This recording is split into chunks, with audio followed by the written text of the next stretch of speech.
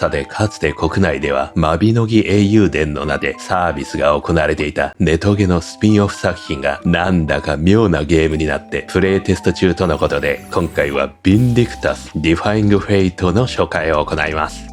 こちらネット対応ながらシングルプレイヤー主体のアクション RPG です。元のマビノギ英雄伝は協力プレイ型 MO で他プレイヤーと一緒にミッションを次々とこなす形態でした。しかし今作はそういった要素があるかまだ不明です。マルチのレイドモードはあるそうです。現段階遊べるプレイテスト版は完全ソロで難易度選択があります。そして NPC のキャラが一人一緒に戦ってくれます。内容はとてもオーソドックスなアクション RPG です。マビノギ英雄伝が結構前にサービス開始した作品ということからか、昔ながらのネトゲを現代基準のグラフィックスにしたものという印象です。派手さはそこまでなく、スキル数もさほどありません。最近はネトゲというとスキル連打系が主流ですが、そういう感じでもないです。今回は剣と盾を使うキャラを用いましたが、スキルのクールタイムが2分とか非常に長めで、特徴があるとすればパリーくらいです。他に何か新たなシステムがあるかというと、そういうわけでもありません。プロモーションムービーではド派手な戦闘シーンになっているため、特殊な攻撃方法があったりするのかと思いますが、そんなこともありませんでした。育成要素もシンプルめで、スキルツリーは少なく、武器強化も素材を集めて強くしていくタイプです。敵から装備が落ちるみたいな要素はありません。ではストーリー面に何か特徴があるのかと思いましたが、日本語対応しておらず内容は読めませんでした。結構カットシーンが入るし、会話シーンも長めです。物語に力が入ってる可能性もありますが、ただ突然ドラゴンに襲われ逃げ惑うみたいな開幕に壮大な山場があるかというと、そんな感じもありません。少なくとも現状はデモ版なので、今後何か組み込まれていく可能性はあります。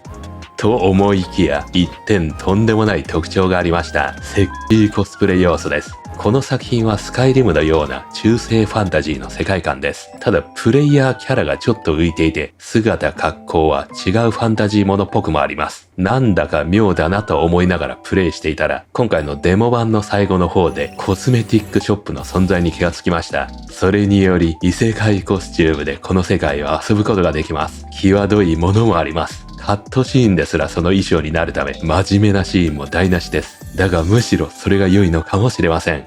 現在は4キャラ使えますが、今後もキャラが増えていくのであれば、それだけ多くの人のニーズに応えることができることでしょう。開発はザ・ファースト・デッセンダントと同じネクソンでもあり、キャラの造形も似ています。あとはメインのゲーム部分にもっと面白みが追加されると人気は高まりそうです。今のところどういうサービス形態になるかは不明で、基本プレイ無料なのかもわかりません。衣装のお金も今回はデモ版プレイで得たもので買えましたが、有料になるかもわかりません。キャラクリはある程度可能ですが、体型のみで顔つきは変えられません。よってそれだけキャラ数が重要となります。ちなみにマビノギというとかなり昔からあるネトゲです。3D のネトゲが世に多く作られ始めた頃に人気を博した作品ともいえ、現在もサービスが続いています。私も初期ちょっとだけ遊んだことがありました。光回線ではなく ADSL あたりの時期で、サーバー側もさほど強くなく、ネトゲではラグが当たり前のように発生する時代でした。しかもマビノギはじゃんけんルールの戦闘だったため、気づいたらラグでコロッと敵に倒されてしまう、そんなバランスでした。クマにやたら倒されていた記憶があります。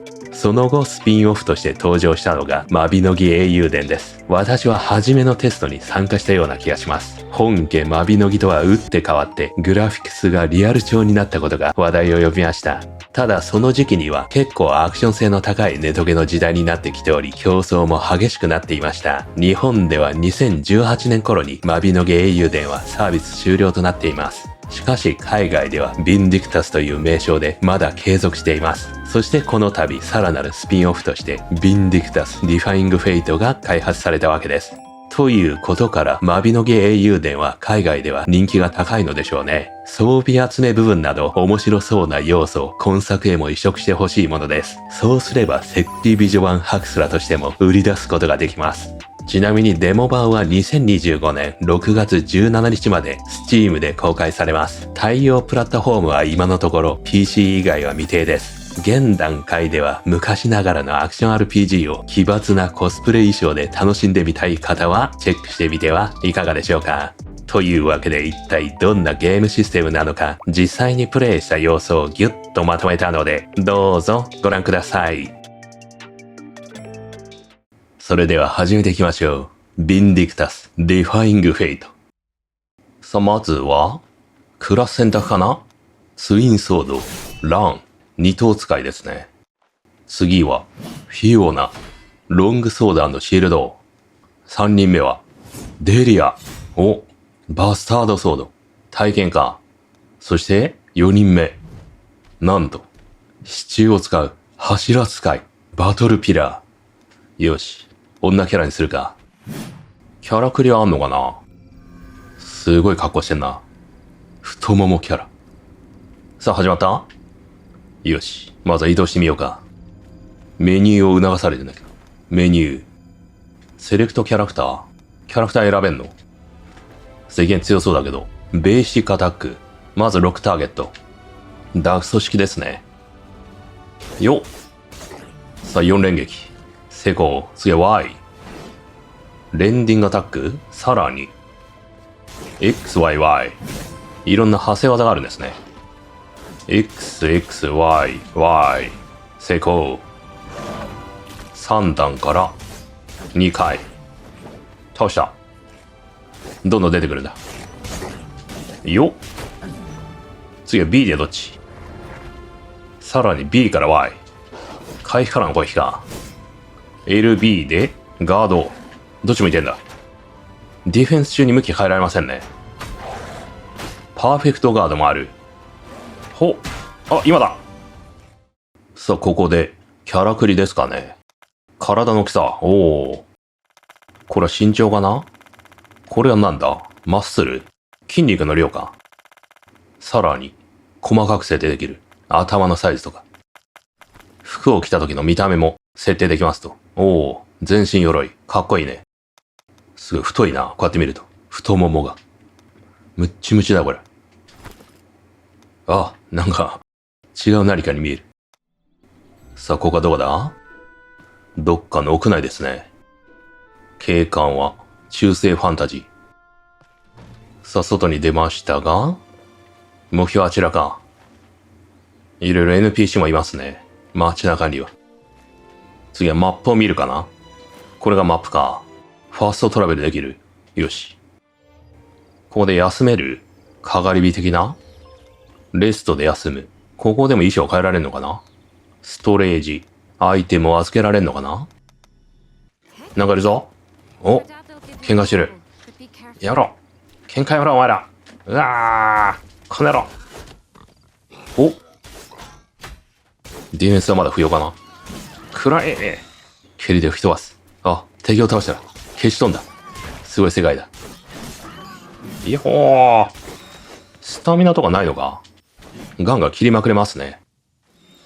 敵に広いゲージありますね。それがマックスまで溜まるとピオルとかね、あるかもしれませんが。次は LT に Y でアクティブスキルが使えるか。今んところ背景壊してるけど何も入手できませんね。使ってみたけど。アビリティポイントでスキルをアンロックできるアビリティメニュー、キャンプサイト。これで覚えられる。シールドバッシュ。これはすでに覚えてんのかな。さらにシールドを鍛える。もしくは新たな技。ノックダウン。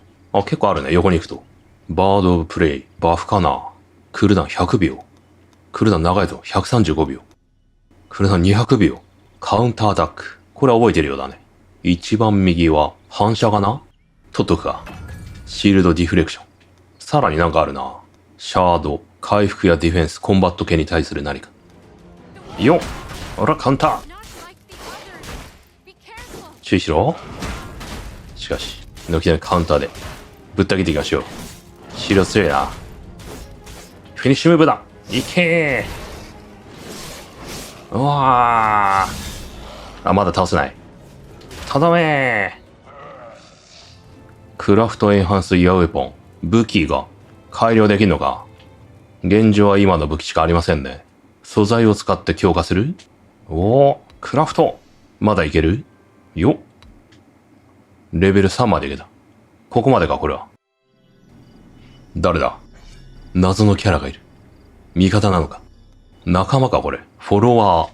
変えられるっぽいね。今、剣士が仲間になってんだ。よし。こいつにしよう。デリア。美女パーティーだ。味方も戦ってくれてますね。奥の方で。味方やれた。復活できるっぽいけど RT か。あ、時間かかるねこれ。まずいな。ゲージがいっぱいになったら助けられるんだ。なかなか隙がないと無理ですね。敵に。お、ひるんだ。よし。お、ここで変えるんだ。なんか、この世界に合わないような衣装もあるけど。お、これいいな、なんか。あ、ドラキュラっぽい。これもいいな。おー、すげえいっぱいあるね。まあ、これがメインなのかな。あー、こんな髪型もあるんだね。これにすると全然可愛いですね。これは目玉かな。眉毛、口。これ買ってみよう。よし。コンファーム。ここで変えられるんだ。ああ、衣装だけか。髪型セットじゃないの。じゃあ髪型買ってみるか。なんだこれ。ちょっと騙された感じだな。この髪の毛もね、ついてくんのかと思いきや。今んとこ5つ売ってるけど、どれがいいかな。これ買わないとわかんないのかな。合いそうなのこれかな。こっちの方がいいか。ヘア。これだ。買ってみたいけど、そこまででもなかったね。モデルから見るとすごく良かったんだけど。まあ、目の色変えてみるか。ヴァンパイアカラー。これ赤色にすると。眉毛が濃いんだろうな。多分ね。ディテイルズ。さらになんか変えられんの？アドプリセット。あ、これで変えられんだ、色が。眉毛が変えらんないとしかし。あんま意味ないだろうね。さ、すごい格好ですが。ちょっと、これ後ろから見ると、なんか肌が飛び出てしまってる。尻部分。なんてことだ。台無しじゃないか。カットシーンにも反映されるようだね。さあ、本日はここまでですね。こちら気になる方は、ぜひダウンロードして遊んでみてください。それではまた次の動画でお会いしましょう。